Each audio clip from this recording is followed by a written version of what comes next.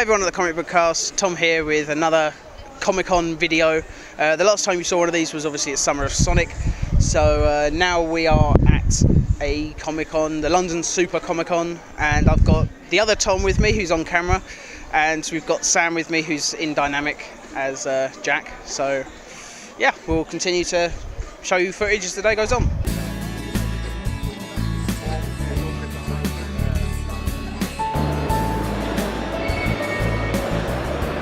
We're here with Becky Nap, an artist at London Super Comic-Con. Would you tell us a little bit about your work? Like, where can we find you online? Okay, so on Facebook and Twitter, if you search Nap Art, I do mixed media, biro, paint drawings of iconic images all the time. So keep looking at the internet and you'll see more pictures. Okay, do you want to get a quick shot of some of these pictures? The Walter White one in particular, that's what caught my eye. It's brilliant. Wow.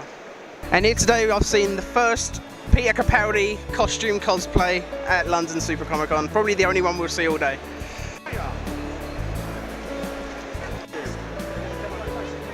Hi everyone, I'm in the queue just to meet Gary Frank. As many people watching the channel will know how much of a fan I am of him, especially the way he draws Superman, Secret Origins, the Brainiac story, like all that stuff. But also, when me and Sean reviewed Batman Earth 1 and Armin asked us to keep it under 10 minutes, it ended up being an hour and a half long. So yeah, I've just got to meet him and shake his hand. I probably won't have time for an interview though because there's a queue for me.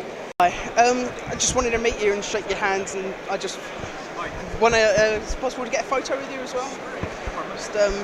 I'm with a channel on YouTube called the Comic Book Cast, and a while ago we was doing Batman Earth 1. Yeah. And we was nice things about it. Very nice things. We was told to keep the interview under 10 minutes. It ended up being an hour and a half because we just love that book so much.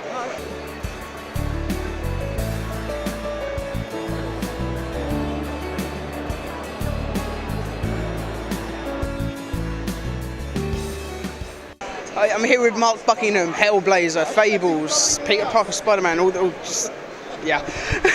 Would you just tell us a little bit about what you're promoting here today, what sort of things you're doing at the con? Okay, as usual, I'm promoting Fables, which I've been working on for 12 years now. We're just moving into our final year of the series now, so gearing up to a big final epic storyline. Also promoting a new book I'm doing called Dead Boy Detectives, which is the two ghost characters, Edwin and Charles from The Sandman. We've created their own monthly book. I'm working with a writer called Toby Litt on that, so that's being promoted as well. And you know, lots of stuff at Vertigo. I've got other projects coming up there as well. So just usual things, and also we're in the run-up now to the return of Miracle Man with myself and Neil Gaiman. We're going to be writing and drawing. He's going to be writing, I'm going to be drawing that, so looking forward to it. Fantastic. One question I've just got to ask you. I'm a big fan of the show Once Upon a Time, but every time I tell anyone that I like it, they say Fables is so much better, and I know that it is. I just wondered, what's your take on that show? Because so many people are drawing comparisons to it. It's crazy. I mean, it's understandable that they draw comparisons because that network originally optioned Fables as a show, and so it's one of those things where somewhere along the line they realised that actually if they're dealing with characters that are in the public domain, they can just create their own show without needing to sort of license something from someone else. Well, I mean, I think it would be lovely, and I mean it is still a possibility. We now have an option for Fables to be made into a feature film, so we're gonna, and some of the producers from the Harry Potter series of movies are involved with that. So I've got high hopes that we will see a sort of screen version of Fables soon. I hope very much. You've got one question. Yeah. Do you have any input on the Wolf Among Us video game that's currently being made based off Fables? I personally didn't, although they were very good about being sort of faithful to a lot of the things that we set up in the series in terms of, the look of the business office and the character designs and all that sort of thing. There are moments when I look at the game where it feels a lot like the comic. but I know that Bill Willingham was quite heavily involved in it himself, has been sort of supervising the project and contributing his thoughts on it. So it can be considered to be an authentic part of the Fables world, and I believe there are plans to try and bring the game and the comic together in some way. So fantastic. Well, thanks very much for talking to me anyway. Thank you. Thank you.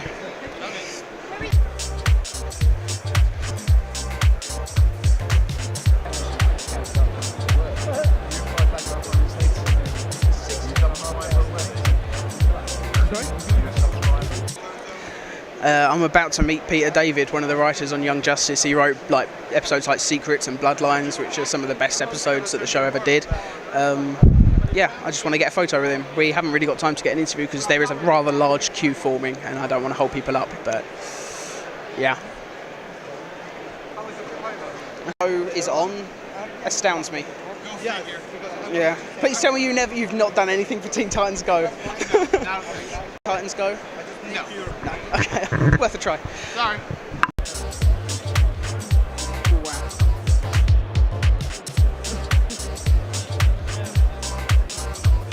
Just met the first fan of the comic book cast at the Comic-Con, so now you're in a video on the comic book cast. Awesome. So thanks very much. Thanks. It's okay. Yeah, I appreciate you coming up and saying hello. It's okay. Thanks. Got anything to say? I love comic book cast, and I'm having a great time at London Super Comic Con. Are you having a great time? I really am. It's a good time to be English. It's the biggest Comic Con in Britain, I would say. This one? This one here, yeah. Possibly. It's my first one, so I don't know. No, you want to go to MCM Comic Con? MTM, yeah? Yeah. Oh. That's also in this building, but they open up another whole side of the building. It's fantastic. Oh, bloody hell. I'll be there. Yeah. Okay.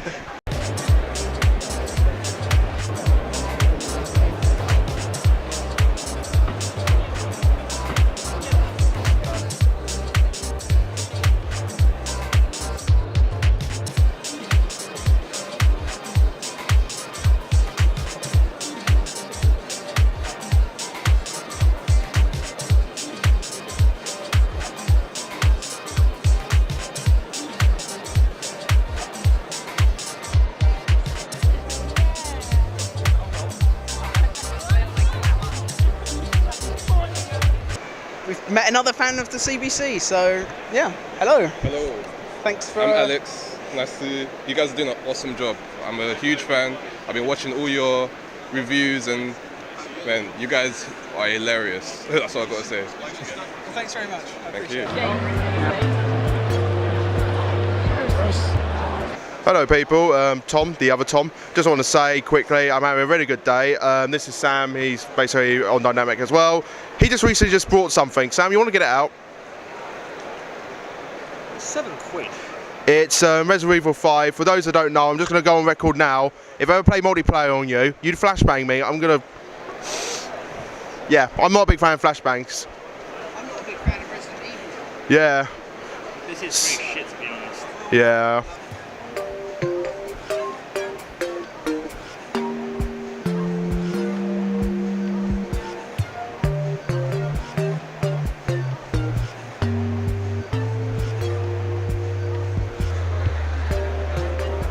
Yeah, I'm just in the queue to meet Ian Churchill, who's been working on the comic book Revenge with Jonathan Ross. Jonathan Ross should be here, but he's not, so I guess he's gone to the toilet, or maybe he's coming later today. But you remember from MCM Comic Con video when we interviewed Richard Stockings, the creator of Elephant Men? This guy also works in Elephant Men, so I'm happy. I just want to meet him for that alone.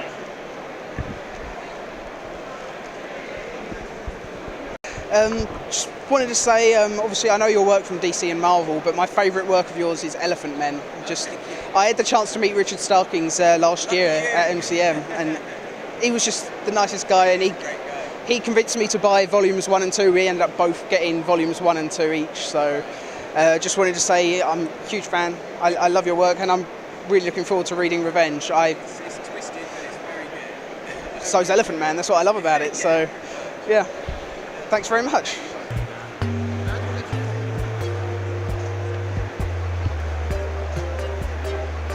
Everyone remember this guy from Summer of Sonic video?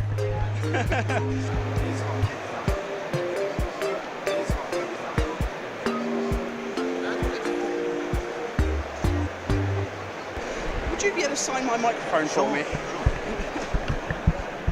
Where do I sign it? Just across the back there. That'd be great. That's the craziest thing I've ever said.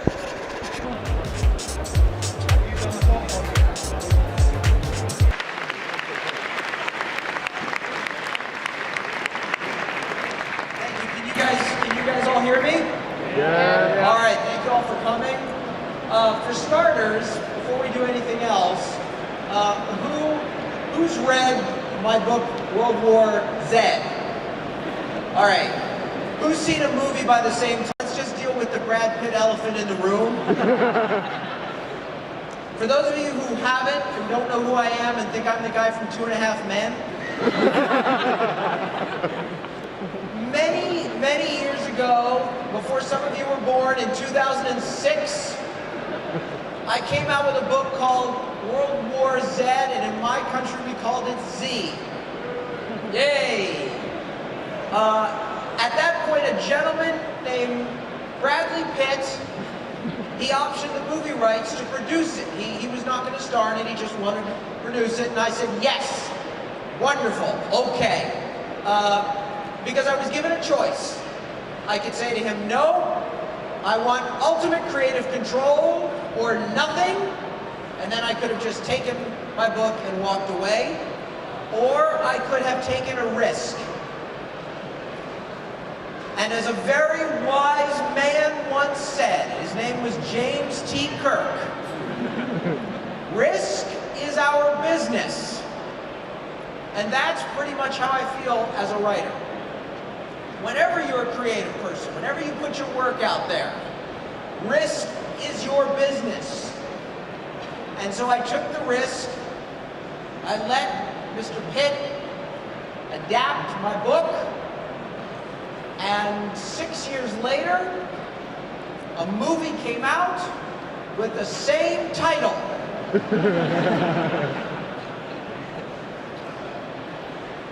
Since that time, I've been asked how I feel. Well, the truth is I felt everything. I went through every kind of emotion. Initially, I thought, all right, it's theirs, let them run with it. I wrote the book, big difference. Then the trailer came out. Now, I get a lot of questions from aspiring writers, sort of what my tips are. You know, what's your tips for being a writer? What's your advice? Well, the best advice I can give anybody here who wants to be a writer or artist in general is marry the right person. Because the life of an artist will destroy you if you don't have someone who has your back. If you don't have someone who loves you and cares about you and knows what's best for you, even if you don't. So after I saw the trailer, my wife said to me, call Frank Darabont. Now, for those of you who don't know who he is, have you heard of a TV show called Walking Dead? Yes. Yay! Have you heard of a comic book called Walking Dead? Yes. Okay, good. Now, a long time ago, there was this comic book called Walking Dead. And it was, yes, wonderful, hooray. However, it was still a comic book, which meant for people like us, it was still niche, it wasn't mainstream. You know, we as comic book readers, we think we're the majority. We're like the American Tea Party. We're not. We're a fringe. So this gentleman, Frank Darabont, who gave us films like, oh, I don't know, Shawshank Redemption, said, I'm going to put this on television. Nobody wanted it, nobody was into it. He said, I will prove to you that I can do it. And he got his writing staff and his cast from all his movies and his crew, and he put it together, and he made an amazing television show. He made a cultural phenomenon. And to reward him, AMC fired him. Wow. Personally, I would have given him a statue on the mall in Washington, D.C. for what he did. Right next to Dr. Martin Luther King. It would have been Dr. King like this, and there would have been Frank. So my wife said, call Frank, because we knew him, we were friends. She said, Frank knows what you're going through. So I wrote to him, I said, Frank, this, and the trailer, and run his own, just, wow, Frank. So he wrote me back and he said, look, you have your book. Nobody can take that away from you. You have your side of the story. So no matter what happens with the movie, nobody can accuse you of doing it. He said, trust me, it's a hell of a lot better than being a screenwriter where you write the script and then they change it and then everybody thinks that's your movie. He said, your book is pure. But then he did me one better. He wrote to a friend of his, who then wrote back to me through Frank and said, please tell your friend Max, number one, I read his book and I liked it, and number two, it doesn't matter what happens with the movie. It will bring attention to his book, and more people will be reading his book than have ever read it before. All the best, Stephen King. Aww. So that sort of buoyed me. I was like, okay, all right, I'm ready to go see this thing. So, you know, I went to the premiere, not the one in London. I went to the one in New York, and you know, the big red carpet, and it's all everything you would expect from Hollywood, and there's flashbulbs, and then there's the press saying, how do you feel about all this? And then there's Fox News saying, what's the color blue look like? And I went in there, I sat down. Now, I expected to be tearing my hair out for 2 hours. I expected to go through what Stephen King went through when he watched The Shining. You know, there's his characters not saying what they're supposed to say and not doing what they're supposed to do, and oh my God, there's my story and it's not turning out the way I wrote it. And that's what I thought was going to happen. So the credits rolled, the movie started, and I realized, wow, they didn't ruin my book. They ignored it.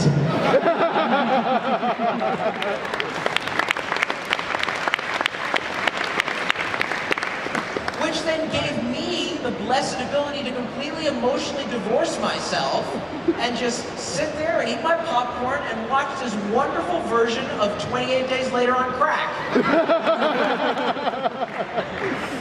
So I watched it, it was fine. I didn't mind it. In fact, I respect the fact that it is to this day the most brilliant piece of middle-aged female pornography I have ever seen. And what I mean by that is, forget 50 Shades of getting whipped and chained.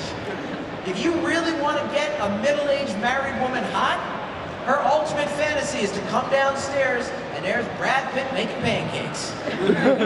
Hi, honey. Going to your fancy job? I had one of those and I gave it up for you. Wow, that was marketing. The best thing they did, which I couldn't believe, I turned to my wife at one point, I said, did you write this? Because there's a scene where, you know, in a movie, he has to go around the whole world and yet still check in with his wife every day. Married men, you know what I'm talking about. Wow. I mean, he literally is on a plane, he's taking off, and the zombies are below him, and then the nuke goes off. Hi, honey, how was your day? That is some good marketing. So I say, good for him. Let him do what he wants to do. Let him do the sequel. I have my book, and everybody happy. So that's how I feel about World War Z, the book, and the movie.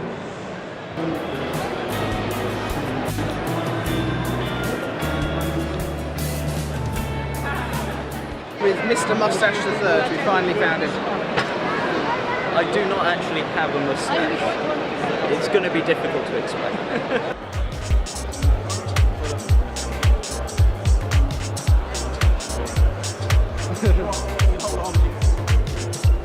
Well, that's the end of our Comic-Con adventure for this time. We're going to another con in a couple of months, so that'll be cool. Hopefully you enjoyed that footage of Max Brooks' intro to his Q&A that I shot. I didn't manage to get a question answered myself, but Sam, who's in Dynamic and is currently being our cameraman, got a question answered, but unfortunately I wasn't able to get the camera out in time, and yeah, so... It was a good question. Bloody good question. And he had some great answers as well. I think Max Brooks is, he impressed me a hell of a lot. I think the thing that surprised me about him the most was that he was dyslexic. With my history with dyslexia as well, that's... Yeah. So again, thanks for watching, guys. So we met 3 CBC members, fans rather, during this, which was awesome because that's never happened to us before. Certainly never been recognised, but we did in the end meet Mr. Mustache III. And we got a couple of good interviews with different comic book writers and artists as well, so it all well end well. Yeah. Plus I've got goodies. I've been told I must bring back Off Topic, so that will be returning soon. Thanks, guys.